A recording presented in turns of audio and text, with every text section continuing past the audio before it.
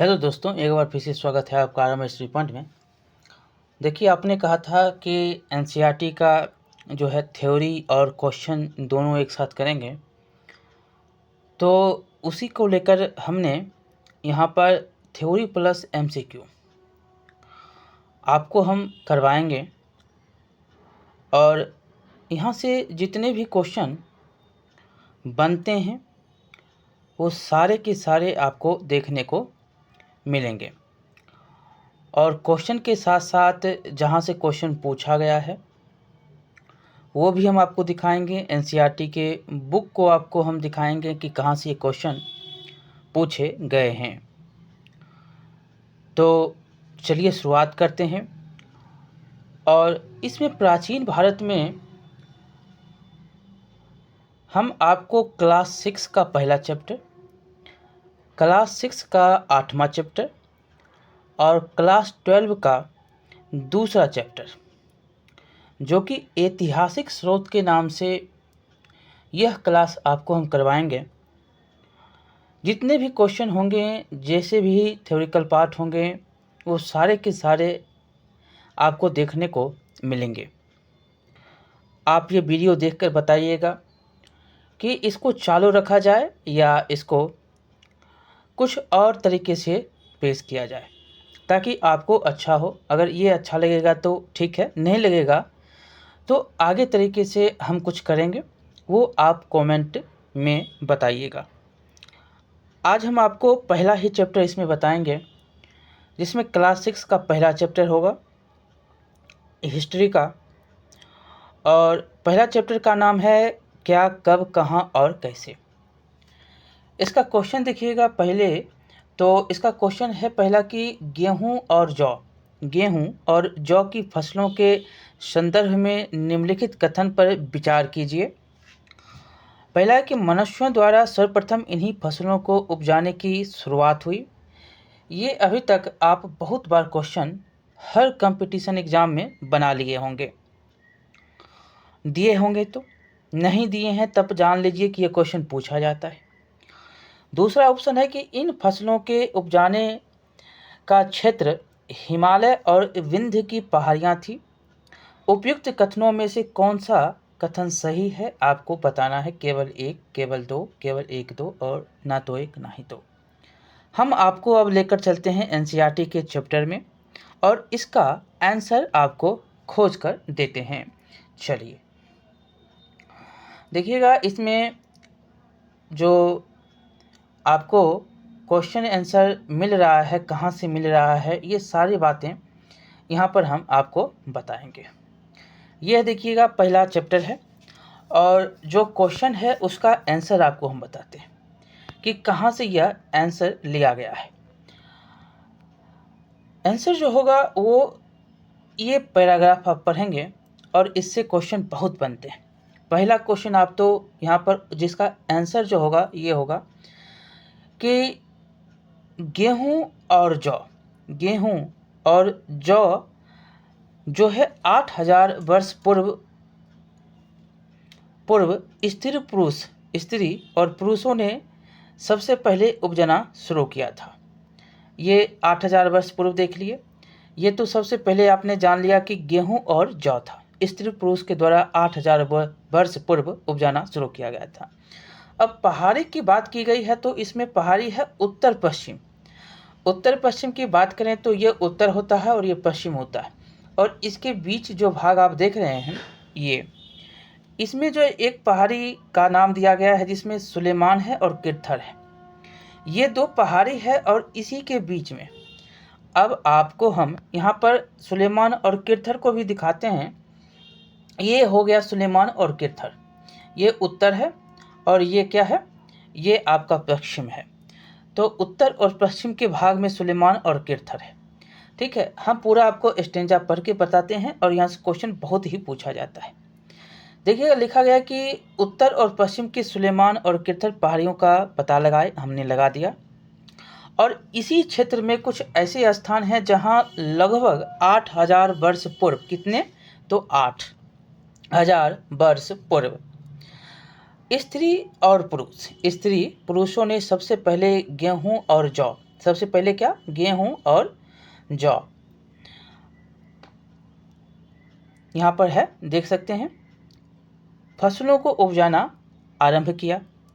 उन्होंने भेड़, बकरी और गाय, बैल जैसे पशुओं को पालतू बनाना शुरू किया। ये लोग गांव में रहते थे। आपको पूछ भी दिया जाएगा कि ये लोग कहाँ रहते थे। जो सुलेमान और किरथर पहाड़ियों पर रहते थे, तो वो गांव का एरिया था। क्या था, गांव का। और क्या क्या पशु में पालते थे, तो भेड़, बकरी, गाय, बैल, ये सब थे। आपका उत्तर यहाँ पर हो गया। ठीक है, यहाँ से यहाँ तक में उत्तर सिर्फ होगा जो यहाँ पर हमने आपको दिखा दिया। और जो बातें मुख्य एक और है, जो है कि उत्तर पूर्व में गारो। अब आप ये भाग देखेंगे, ये भाग, तो ये उत्तर है, ये पूर्व है। गारो, खासी, जैंतिया के बारे में आप पढ़ा होगा। उत्तर पूर्व में क्या है, गारो। और मध्य भारत में बिंद। मध्य मतलब बीच, बीच में बिंद पहाड़ी। हम आपको बिंद और गारो का भी बताते हैं। ये देख रहे हैं आप, ये गारो है, और ये देख रहे हैं आप, ये बिंद है। क्या है, बिंद पहाड़ी। ये मध्य भारत में है। आपसे पूछ देगा कि बिंद कहाँ, तो मध्य भारत में। गारो कहाँ, तो उत्तर पूर्व में। ये हो गया, आप समझ गए होंगे। जो क्वेश्चन था उसके मुताबिक हमने उत्तर भी बताया, कुछ और भी बातें बताई। और इसमें जो लिखा गया है मुख्य बातें कि उत्तर पूर्व में गारो तथा मध्य भारत में विंध्य पहाड़ी, ये कुछ अन्य ऐसे क्षेत्र थे जहां कृषि का विकास हुआ। आपसे क्वेश्चन पूछा जा सकता है कि कृषि का विकास कहाँ, तो उत्तर पूर्व में गारो, मध्य भारत में विंध्य, यहाँ पर कृषि का विकास होता है। जहाँ सबसे पहले क्या, तो जहाँ सबसे पहले चावल उपजाया गया वे स्थान विंध्य के उत्तर में स्थित थे।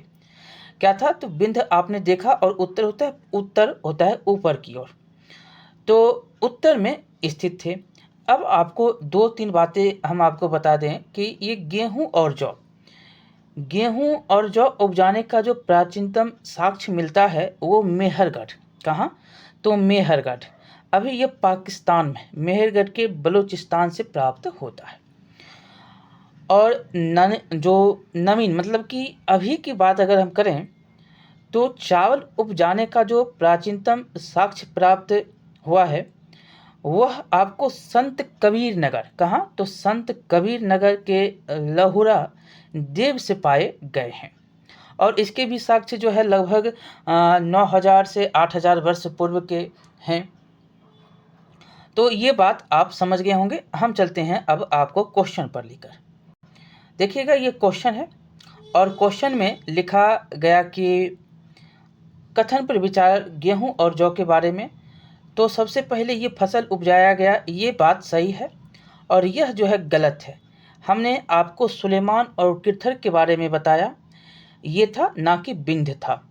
ठीक है, तो ये उत्तर ए नंबर इसका सिर्फ होगा। चलिए अब दूसरा क्वेश्चन देखेंगे, जिसमें लिखा है कि भारतीय उपमहाद्वीप के संदर्भ में निम्नलिखित कथनों पर विचार करिए। अब देखिए, उपमहाद्वीप है, तो ऑप्शन में देखिएगा तो लिखा गया है कि आरंभिक नगरों का विकास सिंधु व इसकी सहायक नदियों के किनारे हुआ।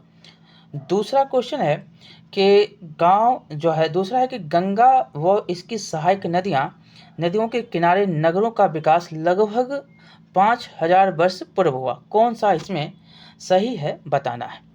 अब आपको डायरेक्ट लेकर चलते हैं बुक की ओर। बुक में आपको हम पूरा बताएंगे, जिसमें देखिए इसका थोड़ा सा दिक्कत प्रॉब्लम आता है। एक मिनट, नेट देखिएगा आप।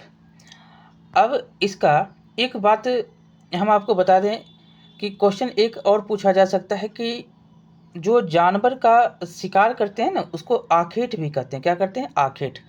आखेट मतलब होता है शिकार। क्या होता है, आखेट मतलब शिकार होता है। ये बातें आपको हम यहाँ पर बता दिए। ये सभी जो क्रियाएं थी वो जो लोग रहा करते थे कई हजार कई लाख साल पहले, वो नर्मदा नदी के किनारे रहते थे। और यहाँ पर कुशल संग्राहक थे जो अपनी जड़, फल, जो भी होता था उत्पाद, वो संग्रह करके रखते थे। वे जानवरों का आखेट मतलब शिकार करते थे। ये थोड़ी सी बातें पहला पॉइंट में था, वो हमने आपको बता दिया। अब आपको क्वेश्चन आंसर की ओर लेकर चलते हैं, जिसमें कहा गया कि भारतीय उपमहाद्वीप के संदर्भ में जो कथन है उसमें आरंभिक नगरों का विकास सिंधु व उसकी सहायक नदी। तो सबसे पहले आपको सिंधु और उसके सहायक नदी के बारे में बताते हैं। हम यहाँ पर सिंधु के 5 बिंदु याद अगर आप करिएगा तो यहाँ पर कर सकते हैं कि सिंधु के कितने बिंदु, 5। पहला, ऊपर से अगर चलिएगा तो सभी याद रखना है, नहीं तो क्वेश्चन आंसर आपसे दिक्कत हो सकता है, नहीं तो नहीं बनेगा। पहला है झेलम, तब चेनाब, तब रावी, तब ब्यास, और ये है सतलुज। समझ गए? सिंधु के कितने बिंदु, 5। ये सारे के सारे सहायक नदी हैं। सिंधु के 5 बिंदु झेलम, चेनाब, रावी, ब्यास, सतलुज, ये याद रखना है सिंधु के सहायक नदी में।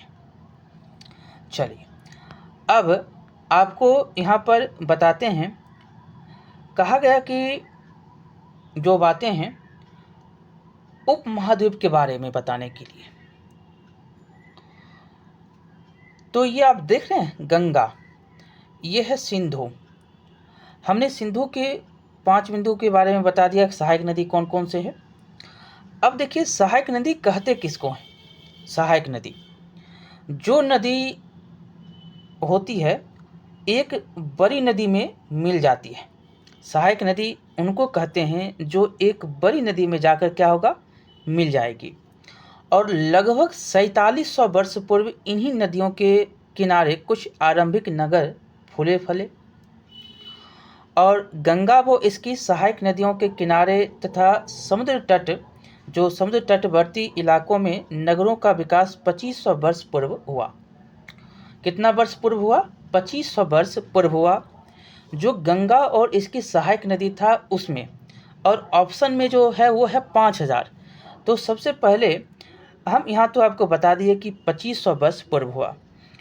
ये पॉइंट आप देख रहे हैं, ये पॉइंट यहाँ से आपको भारतीय उपमहाद्वीप के बारे में और भी बातें जानने को मिल जाएगी। हमने आरंभिक नगरों का विकास जो है सिंधु व इसकी सहायक नदियों के किनारे हुआ, इसके बारे में ये यहाँ पर हमने पढ़ा। क्या है, लगभग कितना 4700 वर्ष पूर्व इन्हीं नदियों मतलब कि सिंधु नदियों के किनारे कुछ आरंभिक नगर क्या हुए, फूले फले, फूले फले, फले फूले, ये भी आप बोलते हैं। अब आपको यहाँ पर क्वेश्चन की ओर लेकर चलते हैं, उसके बाद उप महाद्वीप किसको कहते हैं ये हम आपको बता देते हैं। देखिएगा, तो दूसरा क्वेश्चन है कि भारतीय उपमहाद्वीप के संदर्भ में, तो उत्तर का आंसर क्या हो जाएगा, उपमहाद्वीप के संदर्भ में, भारतीय उपमहाद्वीप के संदर्भ में कि आरंभिक नगरों का विकास सिंधु व उसकी सहायक नदियों के किनारे हुआ, और गंगा व इसकी सहायक नदियों के किनारे नगरों का विकास कितना वर्ष पूर्व होता है, 2500। क्या होता है, 2500, ना कि इसमें जो दिया गया है वो है 5000। ये गलत है। यहाँ पर सॉरी, ये 2500 नहीं होगा बल्कि 4700 होगा। हमने यहाँ पर आपको गलत बता दिया क्या, यस, यहाँ पर है 4700, लगभग 4700 है, ना कि 5000 है। तो गंगा व इसकी सहायक नदियों का विकास समुद्र तटवर्ती इलाकों में 2500 वर्ष है। कितना है, 2500 वर्ष है। लेकिन नदियों के किनारे अगर कहेगा तो यह 4700 वर्ष हो जाएगा। कितना, 4700 वर्ष। थोड़ा मिस्टेक हुआ, इसके लिए सॉरी। हमने ईस्वी सन को नहीं देखा, यहाँ पर 5000 था या 4700 था, इसीलिए। तो ये समझ गए होंगे आप। अब क्वेश्चन का आंसर तो आपको मिल गया होगा। अब देखिए यहाँ पर जो दिया गया है इससे क्वेश्चन पूछता है। लिखा गया है कि दक्षिण एशिया मतलब कि आधुनिक भारत, पाकिस्तान, बांग्लादेश, नेपाल, भूटान, श्रीलंका, और अफ़गानिस्तान, ईरान, चीन तथा म्यांमार आदि पड़ोसी देशों को दर्शाता है। दक्षिण एशिया किसको दर्शाता है? तो आधुनिक जो अभी देख रहे हैं, पाकिस्तान है, भारत है, नेपाल है, बांग्लादेश है, भूटान है, श्रीलंका है, और अफ़गानिस्तान, ईरान, चीन, म्यांमार आदि पड़ोसी देशों को दर्शाता है। और दक्षिण एशिया एक क्या है? महाद्वीप से छोटा है, लेकिन विशालता तथा बाकी एशिया से समुद्रों, पहाड़ियों तथा पर्वतों से बटे होने के कारण इसे प्रायः उपमहाद्वीप कहा जाता है। क्यों कहते हैं उपमहाद्वीप? क्योंकि यह जो है विशालता, मतलब विशालता तथा बाकी एशिया से समुद्र, पहाड़ी, पर्वत इत्यादि से क्या है? बटा हुआ है। इसी के कारण इसको उपमहाद्वीप कहा जाता है। ये समझ गए आप? एक जो है क्वेश्चन आपको आएगा जिसमें गंगा तथा इसकी सहायक नदी कौन है? तो सोन है। गंगा और उसकी सहायक नदी सोन।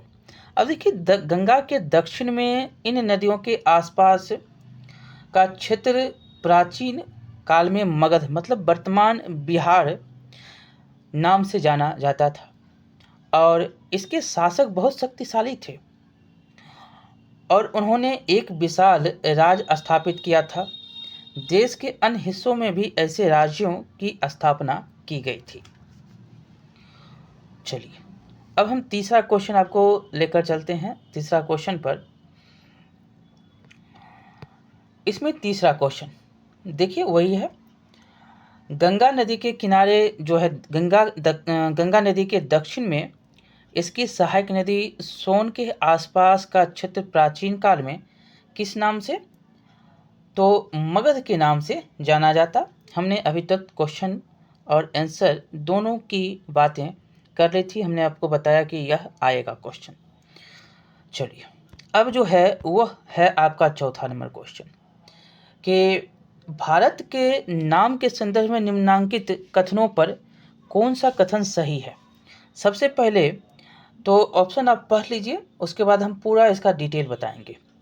कहाँ से बताएंगे ये भी आप देखिएगा कि लगभग 2500 वर्ष पूर्व उत्तर पश्चिम की ओर से आने वाले ईरानियों और यूनानियों ने सिंधु को हिंदोस तथा इंदोस और तथा इस नदी के पूर्व में स्थित भूमि को, जो भूमि था, प्रदेश को इंडिया कहा।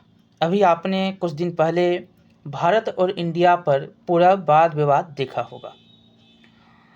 अब दूसरा ऑप्शन है कि भरत, मतलब नाम का प्रयोग उत्तर पश्चिम में रहने वाले लोगों के एक समूह के लिए लिया जाता था और इस समूह का उल्लेख संस्कृत भाषा के आरंभिक कृति ऋग्वेद में भी मिलता है। अब उत्तर आपको सही बताना है कि कौन सा सही है, उससे पहले हम पूरा डिटेल इसका हम पढ़ लेंगे। चलिए, अब यहाँ पर पूरा का पूरा बात समझिएगा। एक भी क्वेश्चन का आंसर इधर से उधर नहीं होगा। देखिएगा, देश का नाम यहाँ से क्वेश्चन लिया गया और इसका पूरा डिटेल हम आपको यहाँ पर सबसे पहले पढ़ेंगे और डिटेल जो होगा वो आप देखिएगा। लिखा गया कि अपने देश के लिए हम प्रायः इंडिया तथा भारत जैसे नामों का प्रयोग करते हैं और इंडिया शब्द इंडस से निकला है। किससे निकला है? क्वेश्चन पूछता है किससे निकला है? इंडस से। इंडस, जिसे संस्कृत में सिंधु कहा जाता है। किसके क्या कहते हैं इसको? तो सिंधु कहते हैं। और अपने एटलस में ईरान और यूनान का पता लगाएंगे तो आपको इधर मिलता है ईरान और यूनान।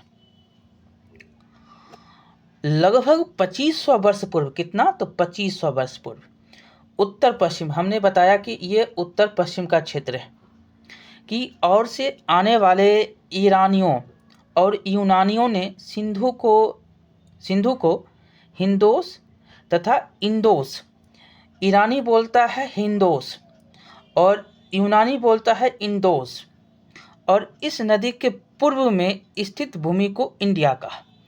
अब आप ऐसे समझिएगा, तो देखिए ये भाग है इंडिया का। अब ये यहाँ से यूनान है और ईरान है आता है, और ईरान वाला जो लोग है वो बोलता है हिंदोस, ठीक। और ईरान वाला जो लोग है क्या बोलता है, हिंदोस। और यूनान वाला जो लोग है वो बोलता है इंदोस। ये भाग जो दिख रहा है ना आपको, उत्तर पश्चिम, इसको क्या बोलता है, हिंदोस और इंदोस। और इसके पूरब, मतलब ये हो गया इसका पूरब। अब पूरब में कौन है, तो भारत है, और इसी को इन्होंने क्या कह दिया, इंडिया। समझ गए। अब एक और बात है यहाँ पर देखिएगा कि भरत नाम का प्रयोग जो है उत्तर पश्चिम में रहने वाले लोगों के एक समूह के लिए किया जाता था। अब जो यहाँ पर उत्तर पश्चिम में जो लोग रह रहे हैं इसके लिए भरत नाम का प्रयोग होता था। और इस समूह का उल्लेख जो है संस्कृत, कहाँ, तो संस्कृत की आरंभिक भाषा, संस्कृत की आरंभिक संस्कृत की आरंभिक कीर्ति ऋग्वेद में भी मिलता है। किस नाम का, तो भरत नाम का। कहाँ, तो उत्तर पश्चिम जो लोग रहते थे वहाँ पर जो समूह रहता था उसका उल्लेख जो है संस्कृत की आरंभिक कीर्ति ऋग्वेद में भी मिलता है। इस भी आपको याद रखना है 3500 वर्ष पूर्व लगभग में। और बाद में इसका प्रयोग जो है देश के लिए होने लगा। बाद में क्या हुआ, इसका प्रयोग देश के लिए होने लगा। उत्तर आपने यहाँ पर देख लिया, और ऑप्शन भी आपने यहाँ पर देखा कि दोनों के दोनों ऑप्शन आपको देखने को मिल रहे हैं। भरत नाम का प्रयोग संस्कृत भाषा के जो कीर्ति है ऋग्वेद से, हिंदोस और इंदोस ईरानी यूनानी 2500 वर्ष पूर्व, ये दोनों के दोनों क्या हैं, सही हैं। समझ गए आप, दोनों के दोनों क्या हैं, सही हैं। अब आपको हम लेकर चलते हैं 5वां क्वेश्चन पर। इसका भी उत्तर आपको एक एक जो है एनसीईआरटी का एक पॉइंट आपका हम नहीं छोड़ेंगे, पूरा बताएंगे। क्वेश्चन नहीं आएगा, क्वेश्चन में नहीं होगा, लेकिन थ्योरिकल पूरा होगा। उसे क्वेश्चन आप 1-2 बार देखिएगा, पूरा आपका किताब भी होगा, क्वेश्चन भी होगा। 5वां नंबर थोड़ा समय भले लगेगा, अगर अच्छा लगेगा तो ठीक है, नहीं लगेगा तो लाइन चेंज करेंगे, कुछ नया ट्राई करेंगे, ताकि आपको अच्छे से एनसीईआरटी भी कवर हो, क्वेश्चन भी कवर हो। अगर आप इसका व्यू मतलब अच्छे तरीके से देते हैं, मतलब बहुत सारे लोग देखते हैं, जो भी मेरे व्यूवर हैं वो सारे लोग, तो हम अगला पार्ट आपके लिए वो लाएंगे। 5वां नंबर क्वेश्चन हम देखते हैं, है कि पांडुलिपियों के संदर्भ में निम्नलिखित में से कौन सा कथन सही नहीं है। पहला देखिएगा कि इसमें है कि अतीत में हाथ से लिखी गई पुस्तकें पांडुलिपि कहलाती थी। समझ गए। दूसरा कि अंग्रेजी में पांडुलिपि के लिए मैन्यूस्क्रिप्ट शब्द का प्रयोग होता है, और प्रयोग होता है जो लैटिन भाषा के शब्द मेनू, मतलब जिसका अर्थ होता है हाथ, से निकला है। तीसरा ऑप्शन है कि पांडुलिपि जो है, पांडुलिपि लिपियाँ तार के पत्तों को काटकर अथवा हिमालयी क्षेत्रों में उगने वाले भुर्ज नामक पेड़ की छाल से विशेष तरीके से तैयार भोजपत्र पर लिखी जाती थी। और चौथा ऑप्शन है कि पांडुलिपियाँ केवल मंदिरों और विहारों में प्राप्त होती हैं, जो केवल संस्कृत भाषा में लिखी गई है। अब इसका पूरा का पूरा थ्योरिकल पार्ट आपको हम बताते हैं। आपने क्वेश्चन और जो ऑप्शन है पढ़ लिया होगा, देख लीजिए सही कौन है। आप छांट लिए होंगे तो ठीक है, नहीं छांटे होंगे तो चलिए थ्योरी की ओर आपको पूरा बताते हैं। चलिए, अब यहाँ पर अतीत के बारे में कैसे जाने, ये पॉइंट देखिए क्या लिखा गया है अतीत के बारे में। यहाँ पर है कि अतीत की जानकारी हम कई तरीके से प्राप्त कर सकते हैं। इनमें से एक तरीका अतीत में लिखी गई पुस्तकों को ढूंढना और पढ़ना है। ये पुस्तकें हाथ से लिखी होने के कारण पांडुलिपि कही जाती है। आप समझ गए होंगे कि हाथ से लिखी गई पुस्तक जो होती है वो क्या है, पांडुलिपि कही जाती है।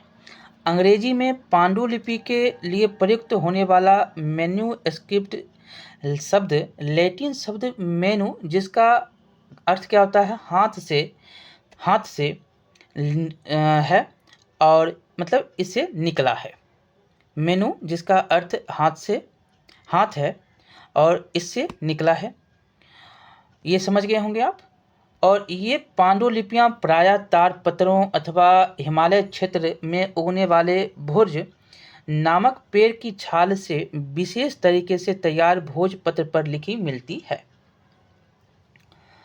अब आप यहाँ पर जो है देखेंगे क्वेश्चन, तो क्वेश्चन हमने सबसे पहली बात तो 3-4 पॉइंट यहाँ पर याद रखना है कि ये पुस्तकें हाथ से लिखी होने का कारण क्या है, पांडुलिपि। और अंग्रेजी में पांडुलिपि के लिए प्रयुक्त भाषा कौन, मैन्युस्क्रिप्ट। और लैटिन शब्द में मेनू जिसका अर्थ क्या, हाथ है, से इसका जो निकला है वो लैटिन भाषा से।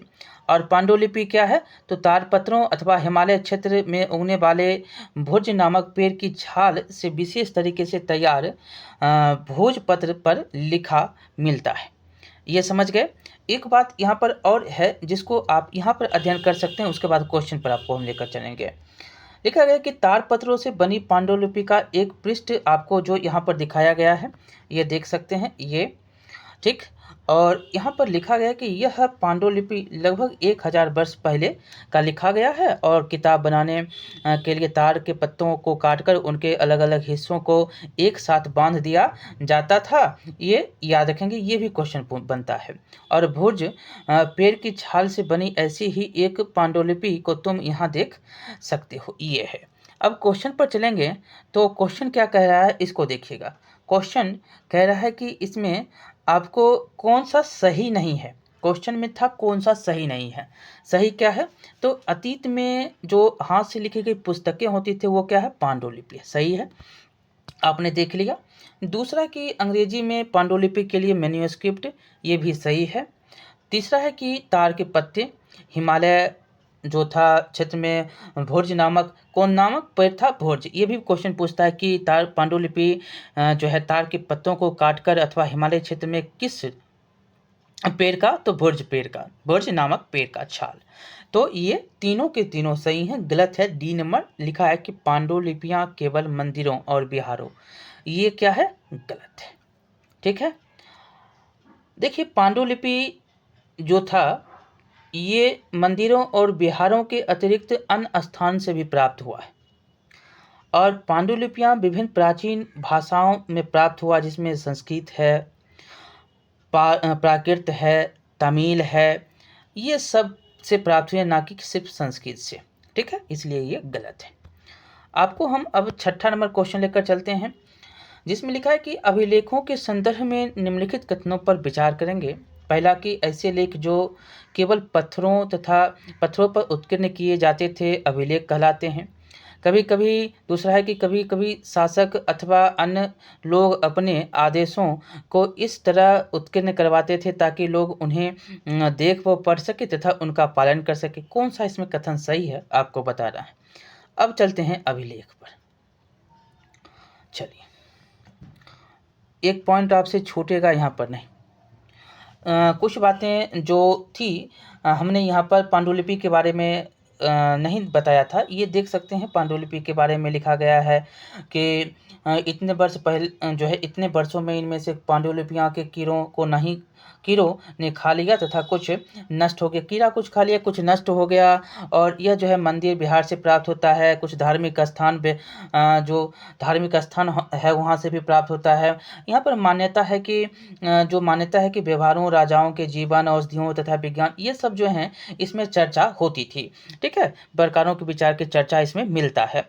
और इसमें कविता, नाटक ये भी हैं।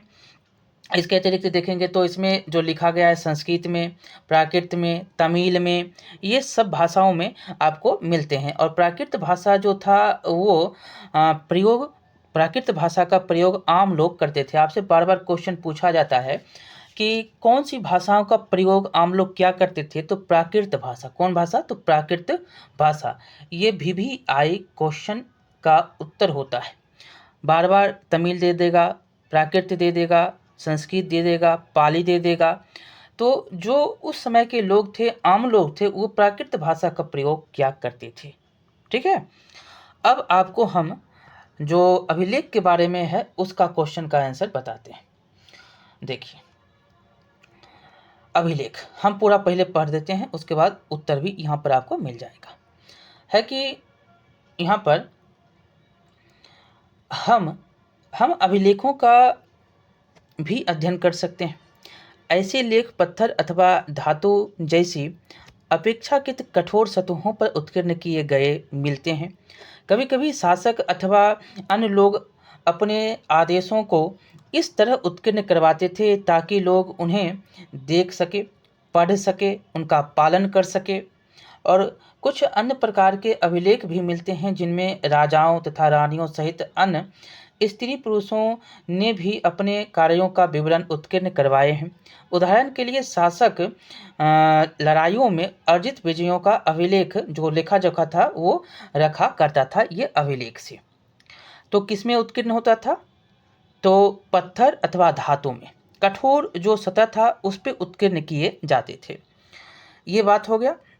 अब देखिए यहाँ पर जो मुख्य बातें याद रखना है कि लगभग 2250 वर्ष पुराना ये जो दिख रहा है आपको अभिलेख वर्तमान अफगानिस्तान के कंधार से प्राप्त हुआ है। और यह अभिलेख जो है अशोक नामक शासक के आदेश पर उत्कीर्ण करवाया गया था।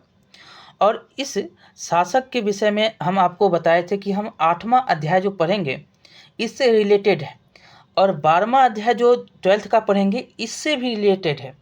तीनों अध्याय एक ही जो है पॉइंट को व्यू करता है। तो इसको हम आगे पढ़ेंगे, लेकिन यहाँ पर देखेंगे तो हम जो तब हम किसी लिपि यहाँ पर देखिए जब हम कुछ लिखते हैं तब हम किसी लिपि का प्रयोग करते हैं। लिपियाँ क्या होती है? अक्षरों अथवा संकेतों से बनी होती है। किससे बनी होती है? अक्षर और संकेत से। जब हम कुछ बोलते हैं अथवा पढ़ते हैं तब हम एक भाषा का प्रयोग करते हैं। किसका? तो भाषा का प्रयोग करते हैं। पढ़ना बोलना भाषा का, और लिखना जो है संकेत देखेंगे तो लिपि का हम किस में? तो संकेत से जो बना होता है, अक्षर से हम संकेत से, ये जो है लिपियाँ होती है, हम इसको देख लेते हैं। और आगे हम देखेंगे यहाँ पर समझ गए होंगे कि लिपियाँ अक्षरों अथवा संकेतों से बनी। लिपि किससे बनाता है? अक्षर और संकेत से। और जो हम बोलते हैं वो भाषा होता है। क्या होता है? भाषा का जो प्रयोग करते हैं, कुछ बोलते अथवा पढ़ते हैं तब हम क्या करते हैं? भाषा का प्रयोग करते हैं। और यह अभिलेख जो है, यह अभिलेख इस क्षेत्र में प्रयुक्त होने वाली यूनानी तथा अरामेइक नामक 2 भिन्न लिपियों तथा भाषाओं में है। किस किस भाषा में है? ये जो देख रहे हैं कंधार जो से प्राप्त, जो अफगानिस्तान से जो प्राप्त हुआ है अशोक का, उसमें जो है लिपि कौन है? 2 भिन्न लिपियों का यहाँ पर समावेश है। एक है यूनानी और एक है अरामेइक। ठीक है, तो ये बातें यहाँ पर है। तो आपने यहाँ पर पूरा बातें पढ़ ली, और इससे क्वेश्चन जो बनेगा वो भी हमने आपको जो है दिया है। चलिए क्वेश्चन देख लेंगे। यहाँ पर जो बातें सही है उसका क्वेश्चन का आंसर कर लेंगे। लिखा है कि अभिलेख के संदर्भ में बताना है। तो अभिलेख के संदर्भ में इसका उत्तर जो होगा दूसरा होगा कि कभी कभी शासक अथवा अन्य लोग अपने आदेशों को इस तरह उत्कीर्ण करवाते थे ताकि लोग उन्हें देख पढ़ सके तथा उनका पालन कर सके। केवल दूसरा सही है, और तीसरा क्यों गलत है? केवल पत्थर है। केवल पत्थर नहीं है। हमने ऊपर पढ़ा था कि कुछ कठोर जो होता था उससे धातु जो होते थे, कठोर धातु होते थे, उसमें उत्कीर्ण करवाए जाते थे। इसीलिए ये गलत हो गया। इसीलिए ये गलत हो गया। सिर्फ केवल लगा देने से गलत हो जाता है, ये आप समझ सकते हैं। कि भी आप सीटेट में बहुत अच्छी तरीके से ये सब जानते हैं। अब देखिए इसमें 7वां नंबर क्वेश्चन। अभी तो आपने हमने आपने पढ़ा था, हमने आपको पढ़ाया कि अशोक का कंधार से प्राप्त अभिलेख जो है निम्नलिखित में से किन लिपियों में, तो उत्तर आप खोज लीजिए, आप मिल गया होगा। तो यूनानी और अरामीक। यहाँ पर चलिए फिर से एक बार आपको दिखा देते हैं, ताकि संतोष जो है, संतोषन परम सुखम, संतोष जो है परम सुख देता है, और क्वेश्चन का उत्तर यहाँ से आपको मिल जाएगा। उत्तर और प्रश्न दोनों है, यूनानी है और अरामीक है। देख लीजिए 2 लिपि। अब आपको हम लेकर चलते हैं अगले क्वेश्चन की ओर। अंतिम क्वेश्चन होगा ये, और अंतिम क्वेश्चन में आपको हम कुछ इसके बाद भी बताएंगे। क्वेश्चन तो समाप्त होगा, लेकिन इसका जो सब्जेक्ट में आपको पहला अध्याय में कुछ बातें जो क्वेश्चन के रूप में नहीं बल्कि हम थ्योरिकल बताएंगे, और उससे आप याद रख सकते हैं बातों को। लेकिन पूरा क्वेश्चन और थ्योरी जो है टोटल समाप्त होने को है। देखिए इसमें है कि ईसा मसीह के जन्म के पूर्व की सभी तिथियां ईसा पूर्व मतलब ईसवी पूर्व के रूप में जानी जाती है। दूसरा है कि वर्ष की गणना ईसाई धर्म प्रवर्तक ईसा मसीह के जन्म की तिथि से की जाती है। आपको इसमें कथन जो है कोड से तैयार है, इसमें आपको बताना है कि कौन सा कथन सही है, कौन सा गलत है, मतलब कि सही है अथवा नहीं है, ये सारी बातें आपको बताने हैं। देखिएगा, हमने यहाँ पर ईसा मसीह के बारे में जो क्वेश्चन पढ़ा, उसमें कौन सही है नहीं सही है ये तो आपको यहाँ पर बताएंगे भी। चलिए पहले ईसा मसीह के बारे में आपको बता देते हैं, उसके बाद जो है जो कुछ बातें हैं उसको हम बता देंगे। जैसे जो बातें यहाँ पर बची हुई है, जैसे ये चित्र कुछ है उसके बारे में, ठीक है। जो खुदाई है वही खुदाई के बारे में है, उसके बारे में बता देंगे। अब ये है तिथि का मतलब। तिथि का मतलब में है कि क्या है,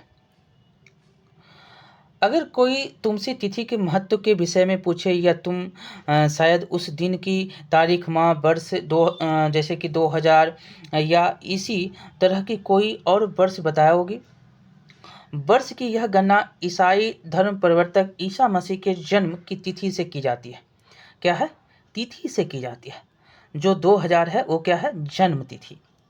और अतः 2000 वर्ष कहने का तात्पर्य क्या होता है, ईसा मसीह के जन्म के 2000 वर्ष के बाद से।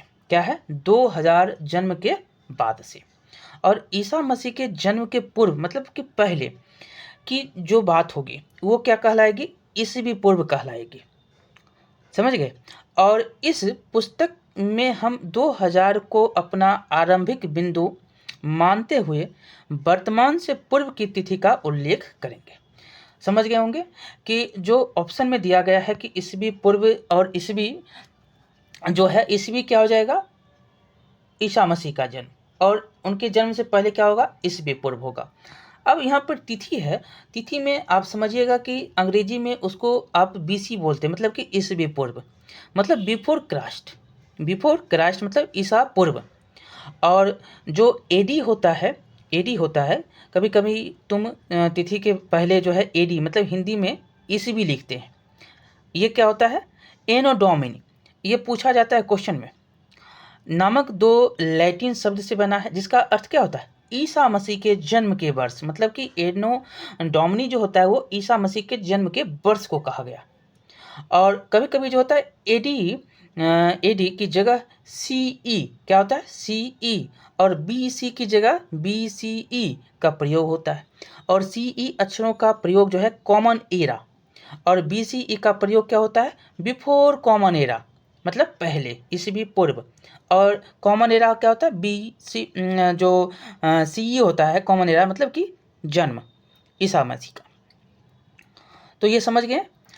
अब ये जो है आपको लिखा गया कि इसका प्रयोग जो है, क्योंकि विश्व के अधिकांश देशों में अब जो है इस कैलेंडर का प्रयोग सामान्य हो गया, और भारत में तिथियों के रूप में इसका प्रयोग जो है 200 वर्ष पूर्व आरंभ हुआ था। 200 वर्ष पूर्व। कभी कभी अंग्रेजी में के बीपी अक्षरों का प्रयोग होता है, जिसका तात्पर्य क्या होता है, बिफोर प्रेजेंट, मतलब वर्तमान से पहले। ये आपका क्वेश्चन आंसर पूरा हो गया।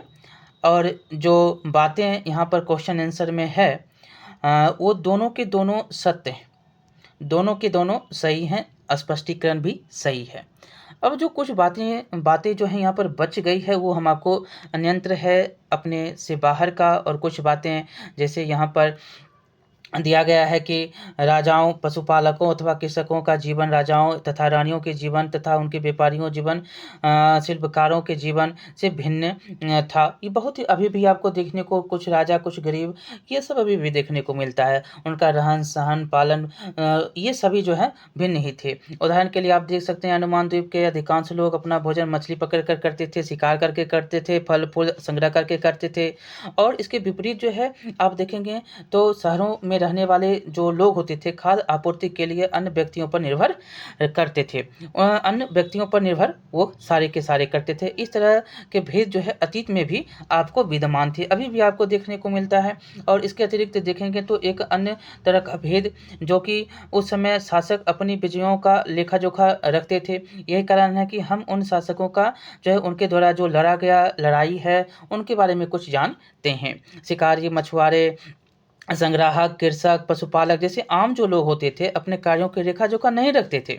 और पुरातत्व की सहायता में हमें जो है उनके जीवन को जानने में मदद मिलती है। हालांकि अभी इनके बारे में कुछ जो है जानना बहुत ही शेष बचा हुआ है। ये बातें आपको हमने जो है बातें बता दी, जो अतीत की बातें थी। और यहाँ पर जो उत्कीर्ण की जाती थी जो बातें यहाँ पर है कि प्राचीन नगर से जो प्राप्त है, कि इसमें लिखा गया है कि इस तरह के पात्रों का प्रयोग जो है 4700 वर्ष पूर्व होता था।